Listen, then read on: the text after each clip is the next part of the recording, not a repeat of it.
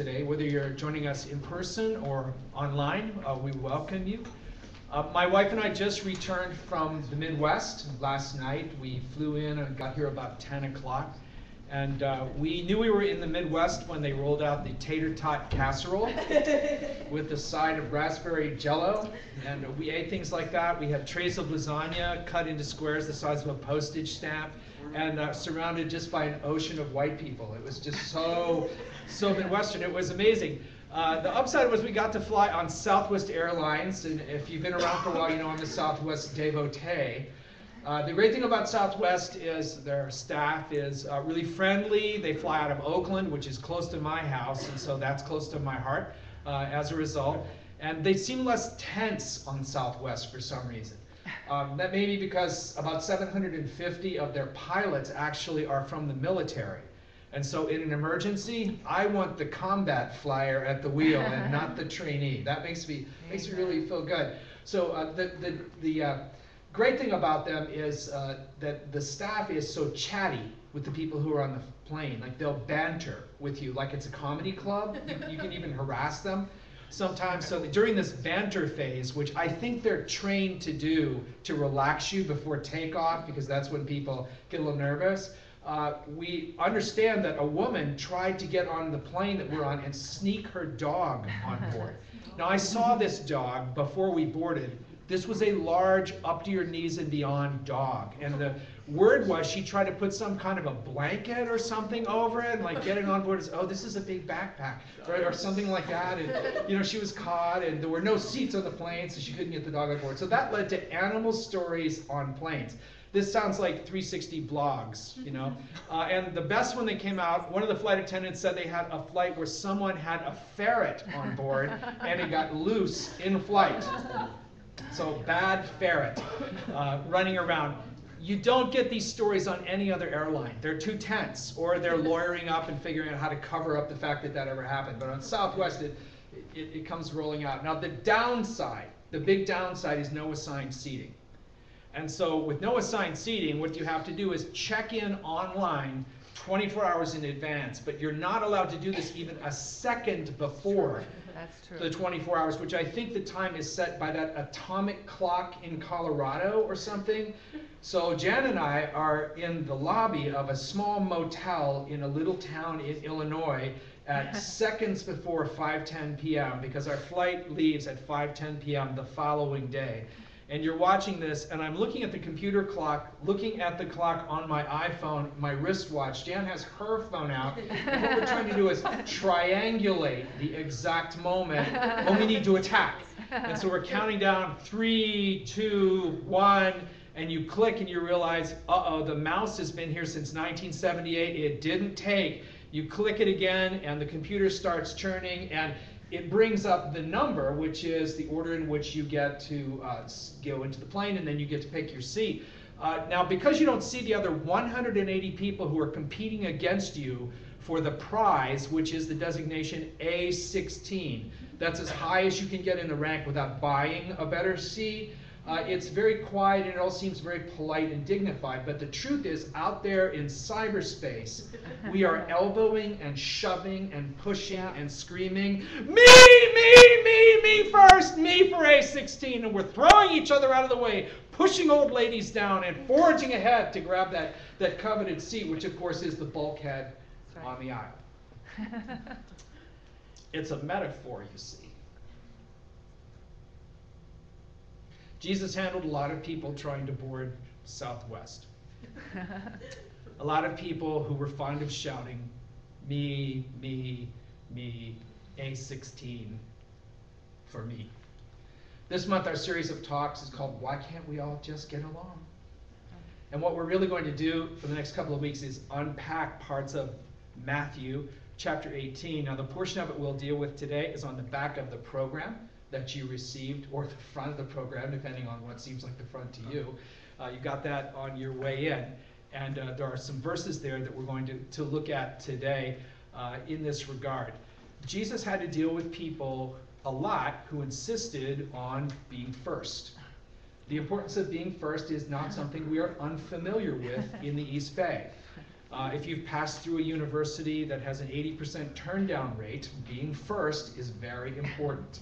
If you see yourself as going forward in that same vein, being first it's a pretty big deal to be the best, particularly around here. We knew we were entering the Midwest actually when we got to Phoenix and changed planes, and people who were flying to our destination, which was Milwaukee, were on board. These people were speaking to each other. I thought, what's that supposed to mean? Because if someone speaks to me here that I don't know, I'm about to be shot, or killed, or attacked from behind, or cheated, or something bad is going to happen. After the speaking started, they began to exchange personal information with total strangers. What's that about? What bizarre subcultural aberration do you think you represent, mister?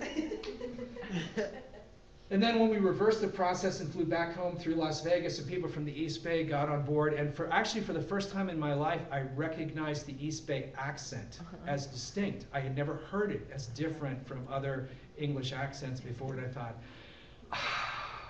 yes, to land in Oaktown. We're going to be home. Throughout all of these changes, in different ways, in different forms, people want to be first. The great thing about Matthew 18 is it's preceded by Matthew 17. And Matthew 17 is a chapter that is all about transcendent, spectacular, miraculous things that Jesus did. It has a lot to do with him inviting Peter, James, and John, three of his closest followers, up to the top of a mountain. And on the top of that mountain, in first century Palestine, Jesus is revealed as the Son of God through some kind of display of amazing, overpowering lighting that it's really hard to capture in vocabulary because the experience just blew them away so badly.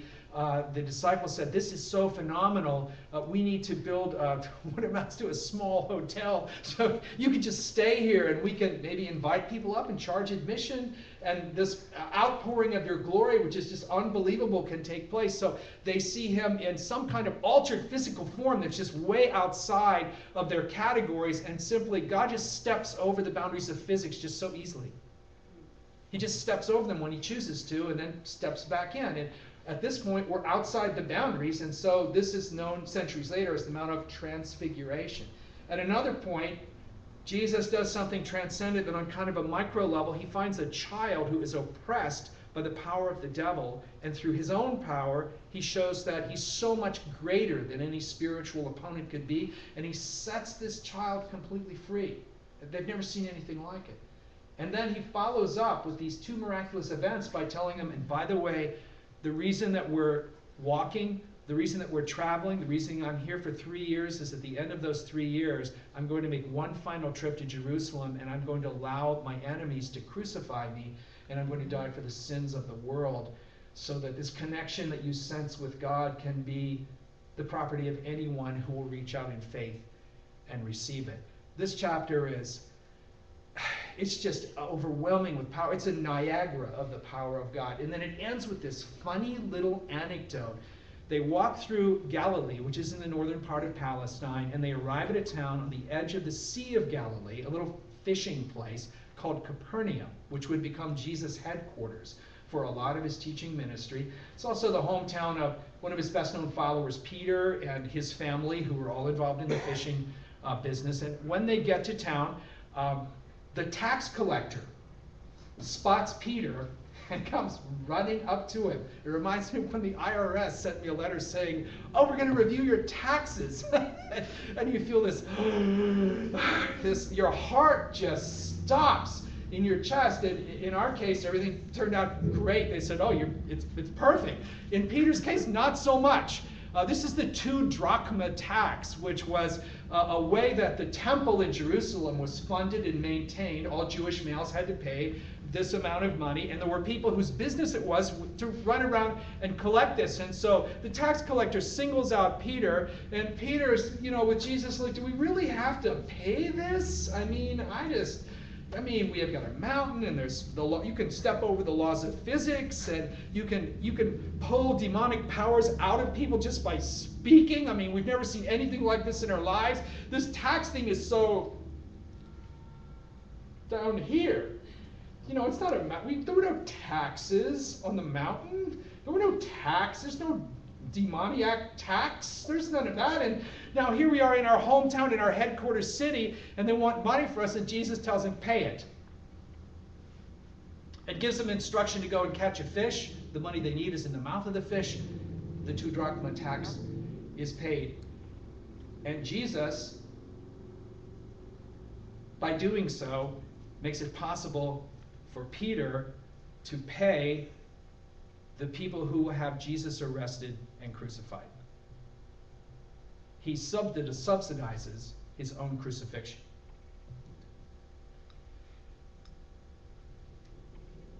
He's so transcended and yet so very here at the same time.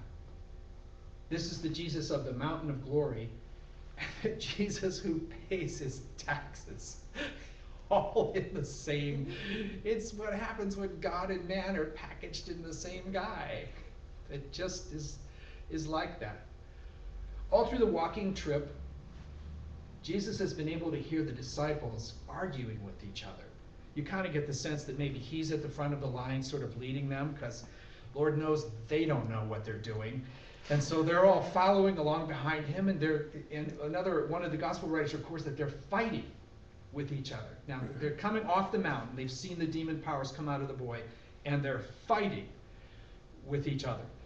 This is like a family reunion where everyone loves each other until they get together, and then, stuff happens. And they're arguing and fighting. They're walking. They arrive in Capernaum. One of the other gospel writers says they go into a house, probably the house of Peter's family, because with 12 of them plus Jesus plus others who were probably with him, it probably had to be a fairly large space to kind of house everybody. And Peter's fishing business was doing pretty well, so it's a likely candidate for that house. And as they enter the house, they're all together. And finally, Jesus, sensing that the argument has been going on, it most likely has a really good idea of what it's been about. I mean, after all, only 3 of them were invited up to the top of the mountain, and the other 9 were left at the bottom. It's like Cal's turndown rate. Ouch, that's gotta hurt. And just before that, Peter gets this really cool new street name, The Rock. You know, like Dwayne Johnson, the actor with the eyebrow, the guy that used to be the professional wrestler, The Rock. Nobody else gets a cool street name. Oh, Peter gets one. I don't get a name. I don't get anything. He gets this wonderful new moniker that now he can have T-shirts and, his own fan group and all that stuff. And when they enter the city, Peter is the one who's singled out by the tax collector. Of course, that's probably because he's been a lifetime resident of the place, but the other 11 might be wondering, so even the tax authorities think he's the special one. And so the fight probably grows and grows and grows and grows until finally in the house, it's fine to argue about stuff while you're outside on a road trip, but you get people in a confined space and that sort of thing takes place. It's really an ugly business in a hurry. And so Matthew 18 verse 1, which is on the back of your program or the front, records what happens in these words. At that time, the disciples came to Jesus saying, "Who is the greatest in the kingdom of heaven?" You can tell a lot about people by the questions that they ask you. I was listening to NPR last week, and there was a comic on, and he made the point that some questions in life are self-limiting, and he gave some examples. Am I being fired? Are you breaking up with me? Am I in trouble here? And that reminded me instantly of this question, that everything about who these guys are and where they are in life is wrapped up in what they ask at these crucial moments when Jesus is really interrogating them. The original language is in the present tense, which carries the sense that they believe that, if you will, the roster has already been established, which would be very consistent with what the ancient Near Eastern culture is like at this point, where status is essentially fixed in life, because unlike our environment here, there is no way to move up and down the social ladder. Oh, you can move down, but getting up, those escalators are not in place. Status is essentially fixed from generation to generation and inherited by and large. And so it would be very normal for them to assume that Jesus has told us his kingdom's going to come. There's going to be this new reign. We're going to throw the Romans out, and so forth and so on. And he's made up the batting order already. He's like the field manager of a professional baseball team, and he's got the batting order. And what we're really asking him is to not make a decision about who's number one, about who is A16. We're just asking him, since you've already got it sorted out, why don't you just tell us? We're tired of fighting about this all the time.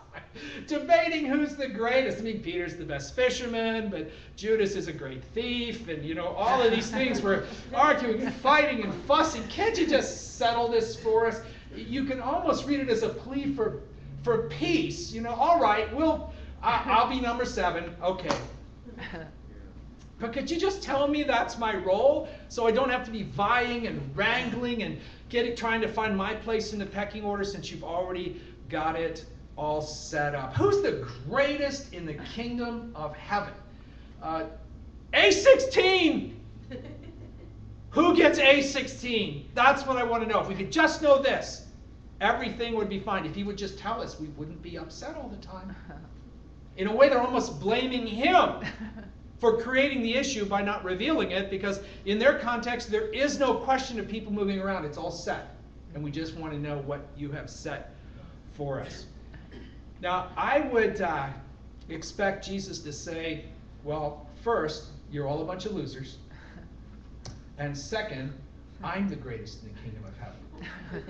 Remember me? Remember the trip to Jerusalem? Remember the Mount of Transfiguration about 6 minutes ago? We were all up there. Remember the boy who was demonized that I set him free? And now after all of that, you're coming to me and asking me who? Do you see how wildly crazy this question is? How completely not innocent? How completely kind of weird and sinister it is with the Son of God standing right in front of you? Gosh, who's the best? But instead of defending his own status, he does something unthinkable, and Matthew records it in verse 2. He says, and calling to him a child, he put him in the midst of them. Now this likely being Peter's house, this child, another gospel writer refers to him as him. It was a little boy. This could have been Peter's son, because we know he was married. Or perhaps his nephew, because extended families would be a lot together in this point in time. And so maybe this is even Peter's little boy. Now there's a later church tradition that says that it was Ignatius who would become later the bishop of Antioch and a martyr and would write tremendous teaching letters to the church. But this tradition arises about the 9th century, which is late in the game. It's like joining the team in the 7th inning. And really, the point here is not, oh, this was a child of special virtue, and so Jesus chooses this amazing kid, this super boy, who turns out to be a saint one day and a great martyr for the faith. That's the exact opposite of what's happening here. What he's picking is any kid. He snags one of the relatives, maybe a nephew, maybe a kid who was walking by on the street, we don't know. He sets him in the middle, and one of the other gospel writers reports that he takes him in his arms. So while he's saying all of this, you have to picture him with his arms around this little boy, holding him with just such warm affection, like your favorite uncle is in town that you haven't seen for a long time and just gives you a hug and is just loving on you. And he says this, truly I say to you, unless you turn and become like children, you will never enter the kingdom of heaven.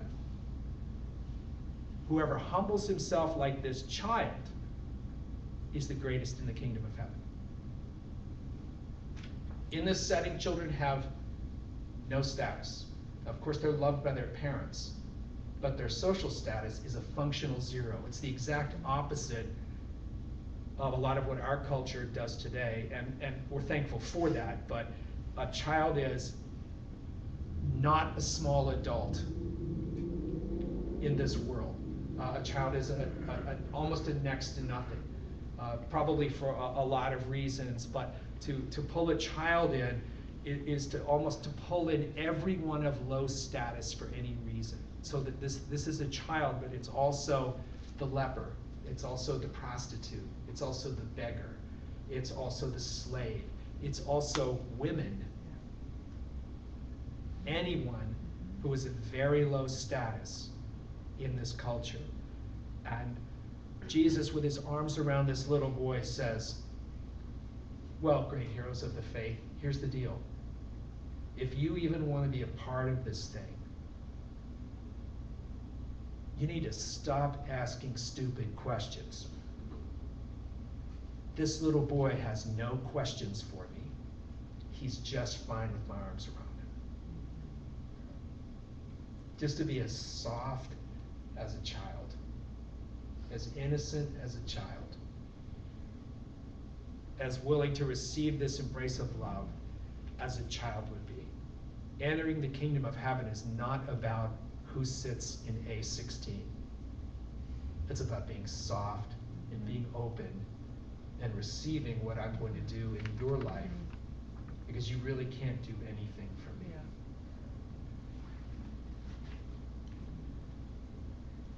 This is a shattering moment in this culture. He has just turned over every apple cart there is. And you know he's doing a pretty good job on our apple carts too. It's where we live, where we're from, what we're aimed at, is a lot about A16. It's a lot about being that, being better, being more, being higher, being faster. And you know, that's all good. This isn't a recommendation to be a loser in life, but it is a statement that how we approach our lives makes the difference in terms of whether we have any participation in the kingdom of God at all. To be able to say, the first thing about me, the most important thing about me, and ultimately the only thing about me that will matter, is that I'm God's child. And I want to find God as my Father through faith in his Son, Jesus Christ. Still holding the child, Jesus goes on to say this: whoever receives one such child in my name receives me. Whoever puts their arms around a little one is the phrase that Matthew uses. Someone small, someone weak, someone helpless, someone who is unlikely, someone who is maybe not the one that other people would put their arms around. When you do that, you have put your arms around me. You've embraced me, because you'll see my face in every weak person, every marginalized person, every person that no one wants anything to do with. When the whole world is clamoring only to be with the elite, the best, the fastest, the prettiest, you're never going to see my face there. You're not going to see it on a movie screen in some movie star. You're not going to see it online in some celebrity video. You're only going to see it in the street guy you stepped over to get to church this morning. That's my face. Today I was putting up signs early before the service. I like doing the setup stuff. I don't know why.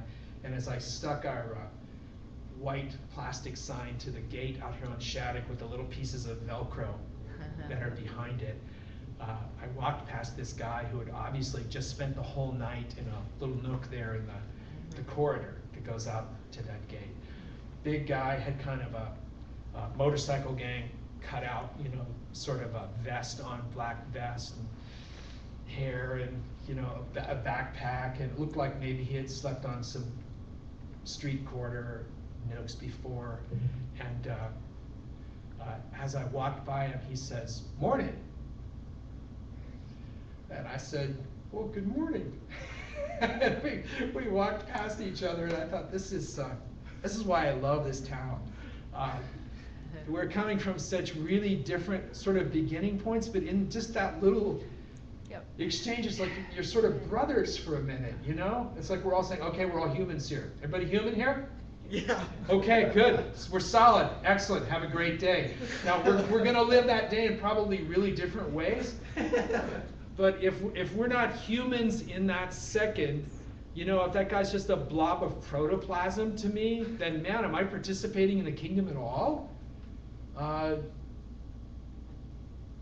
If I'm not, then we've got a moment there where the street guy has got his arms around Jesus, and Jesus has his arms around him, and the the pastor passes by on the other side. It's kind of a Bible story there, or something. He concludes the statement with this: "But whoever causes one of these little ones who believe in me to sin," or to stumble, the original language can mean, "it would be better for him to have a great millstone fastened around his neck and be drowned in the depth of the sea." A great millstone was a one big enough to require an animal to turn. It would have been 4 or 5 feet in diameter. There was a horizontal one laid flat, and then a vertical one would roll in a circular path on top of the horizontal one, and you just simply pitched grain underneath it, and it ground it into flour. It was so heavy that usually a donkey would pull it around. And a millstone this big was considered large enough to feed an entire community. So it was a pretty central institution, and it was the biggest machine anyone in the ancient world had ever seen, because there just weren't any machines around. So this was high technology. This was the iPad of this particular cultural set in first century Palestine. And so there's obviously one in Capernaum, because there's flour there. Everybody's seen it. Who knows? Maybe Peter's family ran that business too. And Jesus, with his arms around the little boy, says, "If you heard this, you know the millstone out back?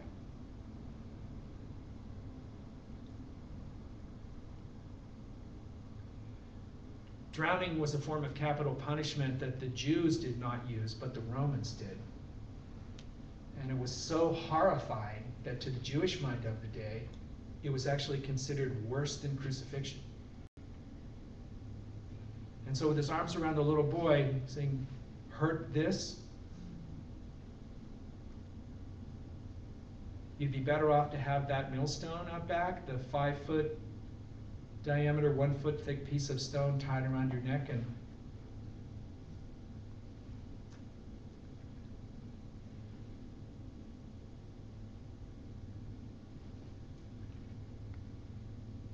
hey, what about those trafficked little girls you treat like toys? Don't bother me. I've got a millstone to polish. I'm working on my millstone. Just leave me alone." What about the children you abuse and then look respectable when you walk down the street? Don't bother me. I've got a millstone to polish. This thing is rough. Have you seen how big this is? It's heavy.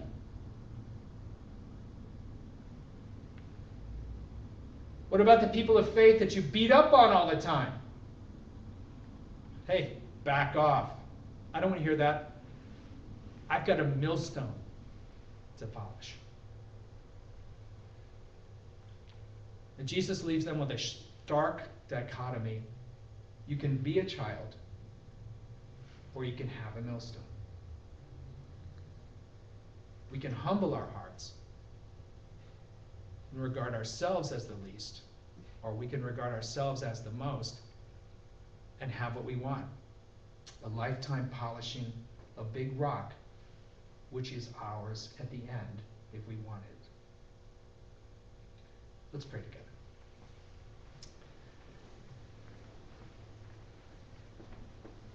Lord, we're grateful for the kind of love that allows us to come to you in the simplicity that a child would have in coming to a parent.